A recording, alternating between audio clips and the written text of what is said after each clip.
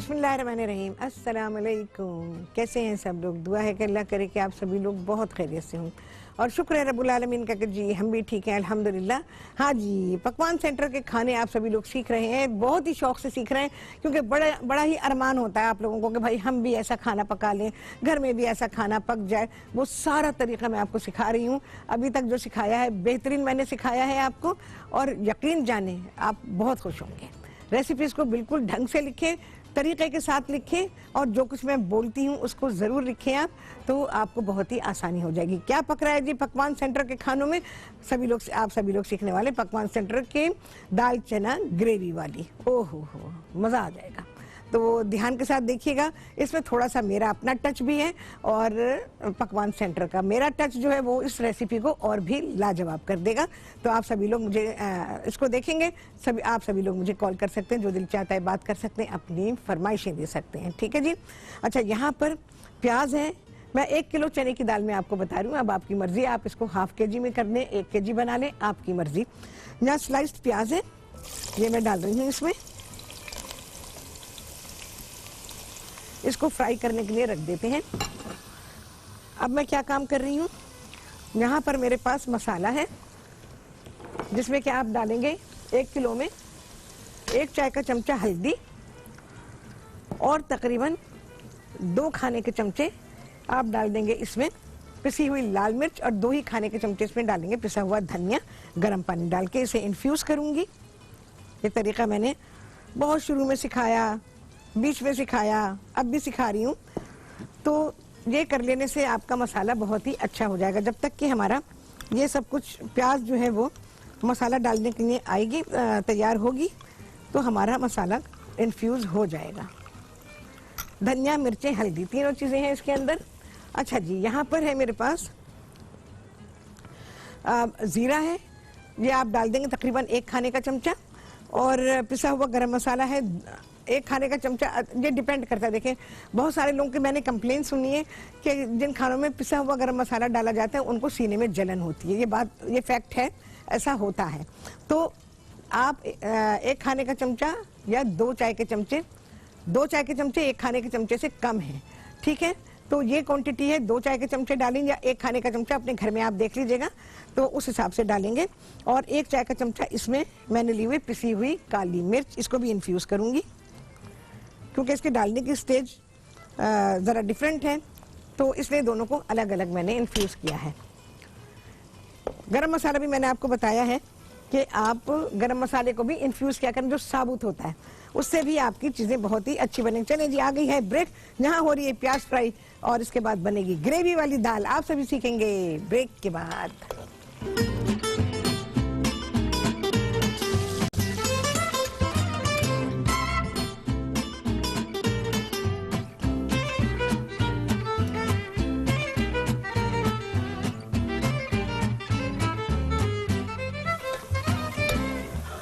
हाँ जी, वापसी हो गई है ब्रेक्स, और आप सभी को कहती हैं बहुत ही खुशामदीद अपने प्रोग्राम में। जब से लगी हूँ प्याज को ब्राउन करने में, सुनहरा रंग आ जाएगा प्याज का, तो फिर इसमें बकिया अज्जा शामिल करूँगी। अच्छा, अगर टाइम हुआ तो मैं डबल फ्राई दाल भी सिखा दूँगी। इसी दाल से आप डबल फ्राई दाल कैसे बनाएंगे, बड़ी मज़े की होती है, ऑर्डर करके ली जाती है कि भाई अब दाल को डबल फ्राई करो। आप देख रहे हैं प्याज कितनी खूबसूरत फ्राई हो रही है। प्याज को फ्राई करने के लिए आपको खड़े रहना पड़ता है। भाई आपने छोड़ा, प्याज गई। बिल्कुल इसी तरह जैसे दूध जोश करने के लिए खड़े खड़े खड़े 1 घंटा हो गया, दूध उबल के नने का नाम ही नहीं ले रहा। आपने मुंह भी उधर किया, दूध उबल के बाहर गिर जाएगा। बस ये होता है, बिल्कुल इसी तरह प्याज का है। चलिए जी, प्याज आ गई अपनी स्टेज पर। थोड़ी सी प्याज मुझे निकालनी है।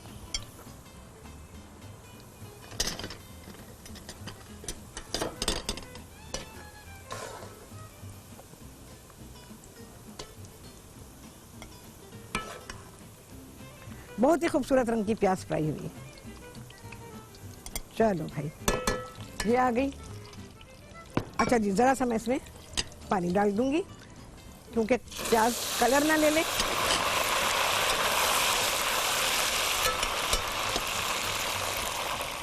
अच्छा जी, अब मैं इसमें शामिल कर रही हूँ पिसा हुआ अदरक और लहसुन।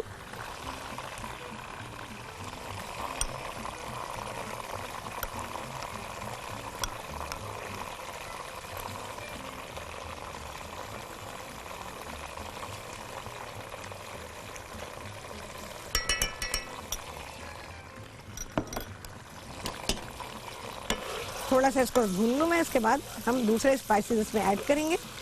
क्या जाएगा भाई इसमें? हल्दी है, मिर्चें हैं और धनिया इन्फ्यूज़ किया है मैंने उसको गर्म पानी डाल के। बड़ा अच्छा हो गया होगा अब तो। अच्छा, चने की दाल को क्या करेंगे? चने की दाल को आप साफ करेंगे, कंकर होते हैं उसके अंदर, तो वो निकाल दीजिए। और वो निकालने के बाद आपने दाल को धोना है और भिगो देना है। देर तक भिगोएं, ज़रा 2-2.5 घंटे भिगो दें। और उसके बाद चने की दाल को उबाल दीजिए। उसमें कुछ भी नहीं डालना चने की दाल में, सिर्फ उसको उबालना है। और इस हद तक उबालना है कि चने की दाल गल जाए, बिल्कुल गली हुई हो, लेकिन उसका दाना मशी ना हो। मशी से मतलब ये है कि वो बिल्कुल घुटी हुई सी ना हो जाए, दाने अलग अलग हो। और चलिए जी मसाला डाल दूं, फिर मैं आपको दाल दिखाती हूँ। 1 चाय का चमचा इसमें हल्दी है, 2 खाने के चमचे, 1 किलो दाल के लिए बता रही हूँ, 2 खाने के चमचे इसमें है पिसी हुई लाल मिर्च और 2 ही खाने के चमचे इसमें है पिसा हुआ धनिया।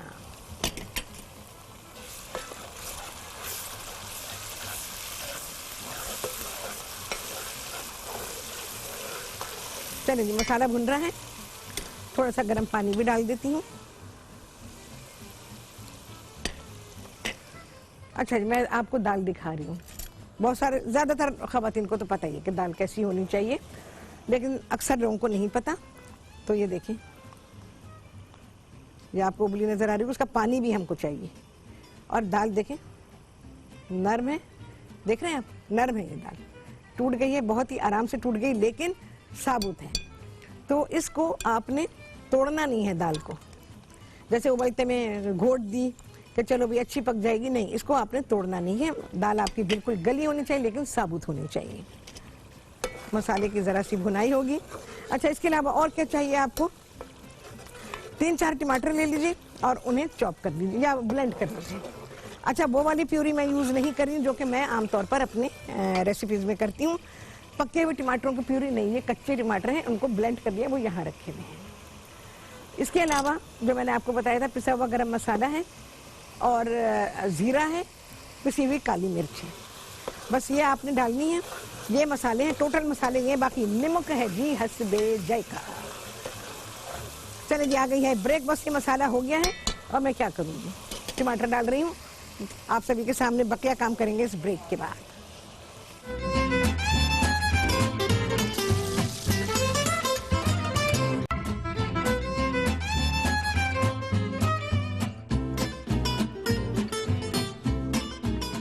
जी, वापसी हो गई है ब्रेक से और आप सभी को कहती हूँ बहुत ही खुशामदीद अपने प्रोग्राम में। हाँ जी, मसाला भुन रहा है, ये जा रहा है अब इसके अंदर ज़ीरा है, गरम मसाला और पिसी हुई काली मिर्चें, ये सारी आ गई हैं। इसके अंदर डालेंगे अब दाल, हरी मिर्चें भी डालनी है, थोड़ी सी हरी मिर्चें। मिर्चें अपने हिसाब से देख लिया करें, ज़रा सारी डाल रही हूँ मैं। असल में अभी जो सीज़न है ना, इसमें मिर्चें तेज़ नहीं है, तो इस वजह से आप डाल सकते हैं, बेफिक्र होकर डाल सकते हैं। अच्छा जी, ये उबली हुई चने की दाल पानी के साथ ही, क्या अच्छी खुशबू आ रही है मसाले की कि बस मज़ा आ जाएगा आपको। अच्छा, इसमें से हम तरी को, जैसे मैंने नहारी की उतारी थी, बिल्कुल उसी तरह से आप उतार सकते हैं और चाहें तो छोड़ भी सकते हैं। तरी उतारने का फ़ायदा ये है, वो लोग नहीं उतारते, मैं आपको बता रही हूँ। तरी उतारने का फ़ायदा ये है कि जैसे हम नहारी निकालते हैं ना, कोई बिना तेल के खाना चाहे, इतना उसमें घी तेल ना हो, उसको भी, उसके भी इस्तेमाल में आ सकती है और बड़े बेफिक्री के साथ वो खा सकता है। और उसके लिए भी हो सकती है कि जो कि उसके साथ ही खा सकता है। तो इस वजह से उसको निकाल लें और फिर यह है कि डिश की खूबसूरती हो जाती है। इसलिए ज़रा सा जोश आएगा, फिर मैं थोड़ी सी तरी निकालूंगी इसमें से। अच्छा जी, रेसिपी कार्ड तो चल गया है, आप सभी लोगों ने देख लिया होगा। यहाँ पर हम दाल जो डबल फ्राई करेंगे उसके लिए क्या चीज़ें चाहिए होंगी, कोई ज़्यादा चीज़ें नहीं चाहिए हमें। थोड़ा सा हम इसमें घी या तेल डालेंगे, असली घी हो तो क्या ही बात है, खैर कराची में तो नापैद है बिल्कुल ही, जिससे मांगो एसेंस डाला हुआ है उसने। और हम तो तरस के रह गए भाई कि हमें जो है असली घी कहीं से मिल जाए। क्या करें, भैंस पाल लें, गाय या भैंस पाल लेंगे बस, तभी मिलेगा, वरना नहीं मिल सकता। असली क्रीम, असली सब चीज़ें गायब हैं बिल्कुल। अच्छा, यहाँ पर मैंने जो कहा था ना, मैं प्याज निकाल रही हूँ, थोड़ी सी प्याज मुझे चाहिए होगी। बाकी इसमें हरा धनिया है, टमाटर है, एक टमाटर मैंने ले लिया, एक आध हरी मिर्च है चॉप कर लें, थोड़ा सा हरा धनिया है वो भी चॉप किया हुआ है। तो बस दाल हमारी जब पकनी शुरू होगी तो फिर मैं इसमें से ही निकालूंगी और हम डबल फ्राई दाल बनाएंगे इससे, जो कि आप लोग ऐसी जगहों पे खाते हैं जो पकवान सेंटर्स हैं। पकवान सेंटर्स क्या होते हैं? यही होते हैं पकवान सेंटर, बड़े बड़े मशहूर यहाँ पर हैं कराची में, वो ऑर्डर पे तैयार करते हैं। इसके अलावा वहाँ पर पूरा इस तरह रेस्टोरेंट बना होता है, जैसे कि सड़कों पे बने होते हैं रेस्टोरेंट बना होता है, आप खा भी सकते हैं, आप ले जा भी सकते हैं। और अब तो ऑनलाइन ऑर्डर का भी इंतज़ाम हो गया है, तो आप ऑनलाइन भी मंगा सकते हैं। तो इस तरह से पकवान सेंटर्स काम करते हैं।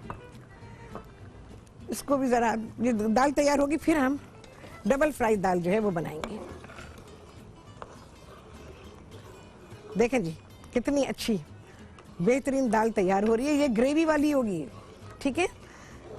इसको आप तंदूरी रोटी से खा सकते हैं, उबले चावलों से भी खा सकते हैं। तंदूरी रोटी से बहुत ही मज़े की लगती है। इसके साथ दें आप मौसम की सब्जियां, जैसे मूली है, टमाटर है, टमाटर तो 12 महीने होता है, टमाटर है, खीरा है, ये सारी चीज़ें होती हैं। चलो जी, जब तक ये हो रही है मैं एक काम करती हूँ। सलाद बनाएंगे ना हम, इसके साथ सब्जियां जो देंगे, तो थोड़ी सी कटिंग करते हैं। अच्छा देखो, मौसम जो आ गया है ना, खीरे का मौसम है, और आपने खीरे का इस्तेमाल ज़्यादा करना है। मैं आप लोगों को बता चुकी हूँ कि सर्दी में जो सब्जियां आती हैं या सर्दी में जो भी चीज़ें आती हैं वो मॉइस्चर पैदा करती हैं जिस्म में, क्योंकि सर्दी में जिस्म गर्म होता है अंदर से और इससे खुश्की पैदा होती है। जब खुश्की पैदा होती है तो आपको प्यास लगती है, तो प्यास लगती है तो चाय पी लेते हैं, उससे क्या होता है आपकी प्यास ख़त्म हो जाती है। बस ऐसे ही काट लेना है। और खीरा ज़्यादा से ज़्यादा इस्तेमाल करें सर्दी में। वो कहेंगे भाई ये तो सर्दी है, इतना ठंडा होता है खीरा, तो ठंडा ही तो खाना है आपने। अच्छा जी, यहाँ पर चीज़ें हैं मेरे पास, ये तो मैं हटाती हूँ, कुछ गिरने वाला है मुझे ऐसा लगता है। हाँ चलो जी, ब्रेक आ गई है, टमाटर काटेंगे और क्या करेंगे, बस ये चीज़ें कटेंगी और खाना आएगा आपके सामने इस ब्रेक के बाद।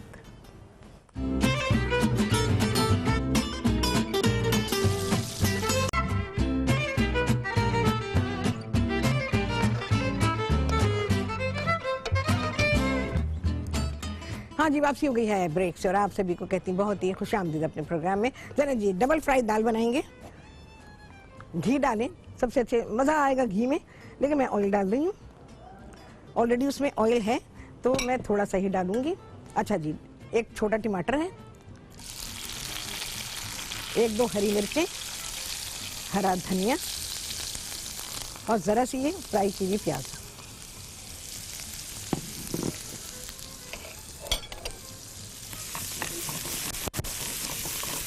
इसको थोड़ा सा फ्राई करेंगे।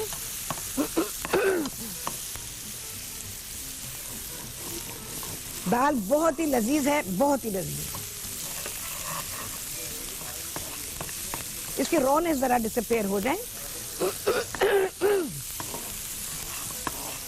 चलिए जी, और अब इसमें मैं शामिल करूंगी ये वाली पकी हुई दाल। तो ये जनाब हमारी है डबल फ्राई दाल।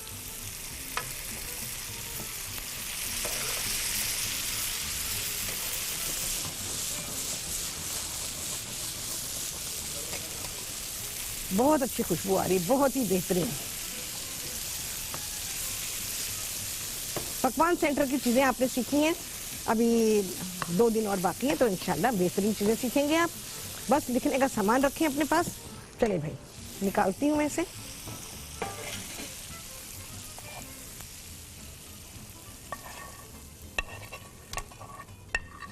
लोग बाकायदा ऑर्डर करते हैं दाल को फ्राई करने के लिए कि भाई उन्हें डबल फ्राई दाल खानी है।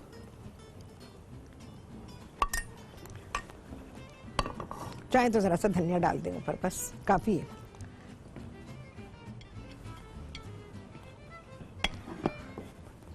चलें जी, मजे करें।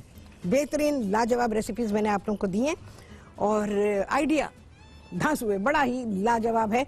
आप सभी लोगों को बहुत ही अच्छा लग रहा होगा कि आपको वो खाने सीखने को मिल रहे हैं जिसके लिए आप कहते हैं यार ऑर्डर करते हैं, चलो भाई आज फला पकवान सेंटर से मंगा लेते हैं, आज ये चीज़ मंगा लेते हैं, चलो बिरयानी मंगा लेते हैं या सालन मंगा लेते हैं या उनकी दाल मंगा लेते हैं।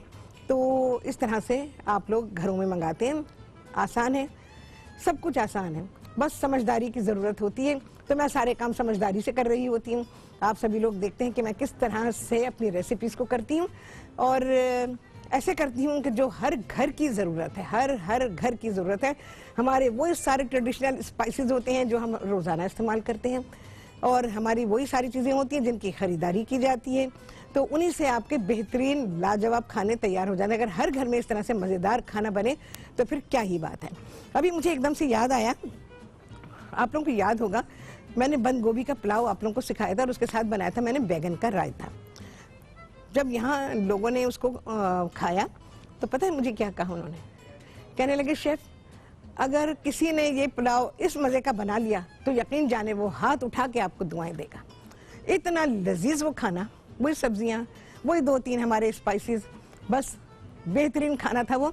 मुझे एकदम से याद आया अभी क्योंकि वो इंतहाई सिंपल खाना था और वो पकवान सेंटर का नहीं था, वो मेरी अपनी रेसिपी डेवलप की भी थी। इसमें भी मेरा अपना टच है। जितनी भी रेसिपीज़ मैं बना रही हूँ पकवान सेंटर के अंदाज के अलावा मेरा अपना टच होता है उसमें, ताकि आपकी रेसिपी बहुत ही बेहतरीन बने।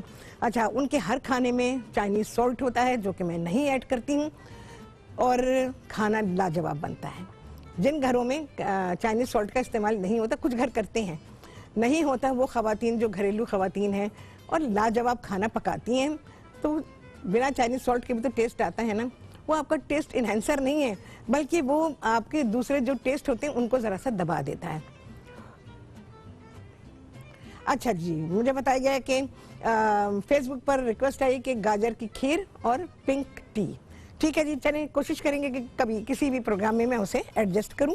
गाजर से तो अभी चीज़ें बनेंगी बहुत, तो गाजरें तो अब आनी शुरू हुई हैं कराची में, जिनके साथ हम कुकिंग कर सकते हैं या बेकिंग कर सकते हैं, तो अब आनी शुरू हुई है। प्रॉपर वेजिटेबल अब आनी शुरू हुई है।